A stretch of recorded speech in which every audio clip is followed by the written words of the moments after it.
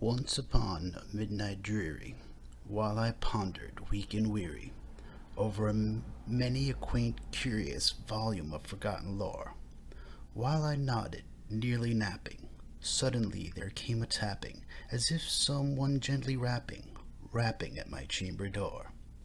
"'Tis some visitor," I muttered, tapping at my chamber door.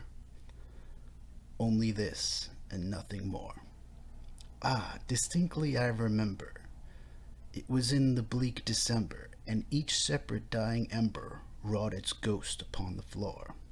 Eagerly I wished the morrow, vainly I sought to borrow from my books surcease of sorrow for the lost Lenore, for the rare and radiant maiden whose the angels named Lenore, nameless here for evermore. And the silken, sad, uncertain rustling of each purple curtain thrilled me, filled me with fantastic terrors never felt before. So that now, to still the beating of my heart, I stood repeating, "'Tis some visitor entreating entrance at my chamber door, some late visitor entreating entrance at my chamber door." This it is, and nothing more. Presently my soul grew stronger, hesitating then no longer. "Sir," I said, "or madam, truly your forgiveness I implore. But the fact is I was napping, and so gently you came rapping, and so faintly you came tapping at my chamber door, that I was scarce sure I heard you. Here I opened wide the door. Darkness there, nothing more. Deep into that darkness peering, long I stood there, wondering, fearing, doubting, dreaming dreams no mortal ever dared dream before. But the silence was unbroken, and the darkness gave no token, and the only word there spoken was the whispered word, "Lenore."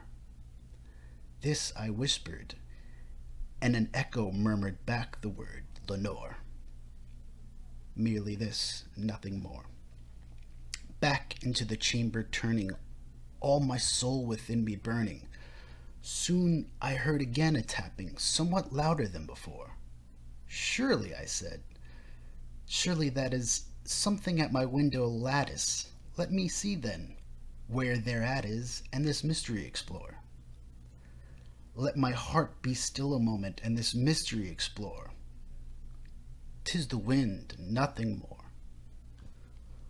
Open here I flung the shutter, when, with many a flirt and flutter, in there stepped the stately raven of the saintly days of yore. Not a least obeisance made he, not an instant stopped or stayed he, but with mien of lord or lady perched above my chamber door, perched above the palace, bust of Pallas, just above my chamber door. Perched, and sat, and nothing more.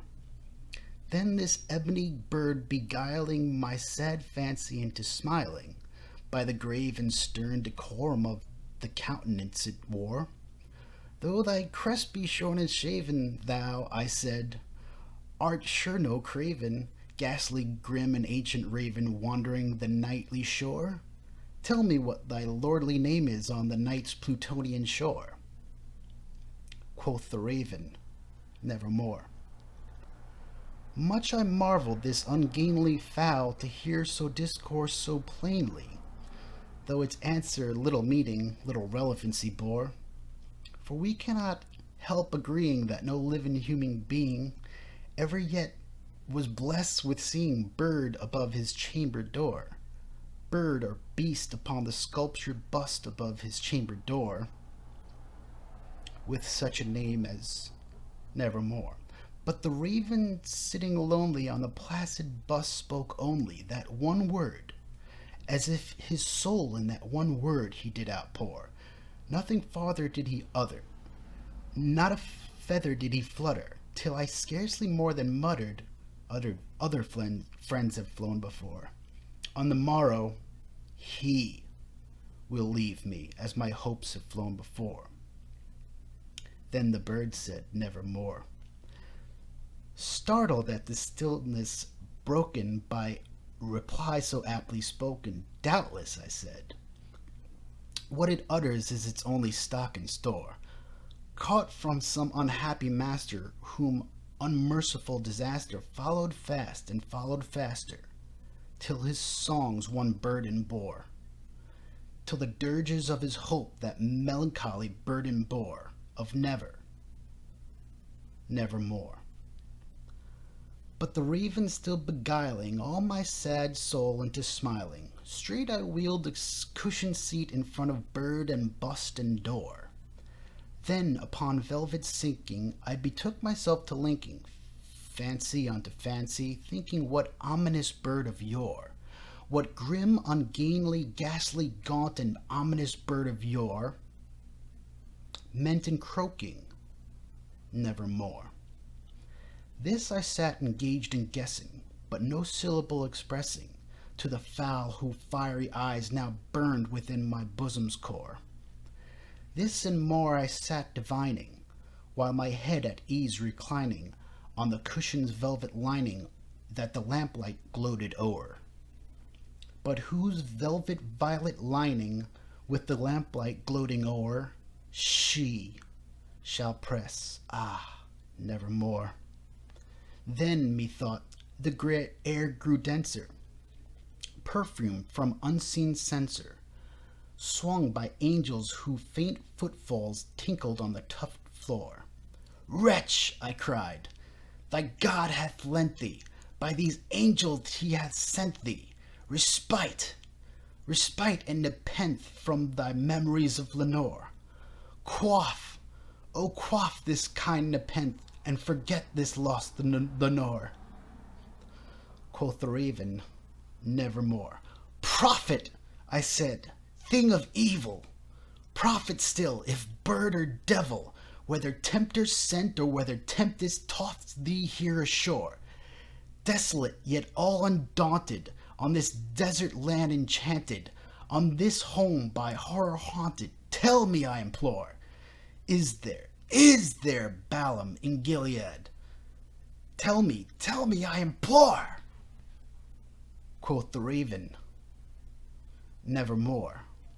"Prophet," I said, "thing of evil, prophet still, if bird or devil, by the heaven that bends above us, by the God that we both adore, tell this soul with sorrow laden, if within distant Aden it shall clasp a sainted maiden who the angels name Lenore, clasp a rare and radiant maiden who the angels name Lenore."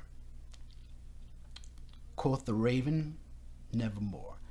"Be that word our sign of parting, bead or bird or fiend," I shrieked upstarting, "get thee back into the tempest and the night's Plutonian shore. Leave no black tomb as a token of the lie thou hast spoken. Leave my loneliness unbroken. Quit the bust above my door. Take the beak from out thy heart, and take thy form from out thy door." Quoth the raven, "Nevermore." And the raven, never flitting, still is sitting on the pallid bust of Pallas just above my chamber door, and his eyes have all the seeming of a demon that is dreaming, and the lamplight over him streaming throws his shadow on the floor, and my soul from that shadow that lies floating on the floor shall be lifted nevermore.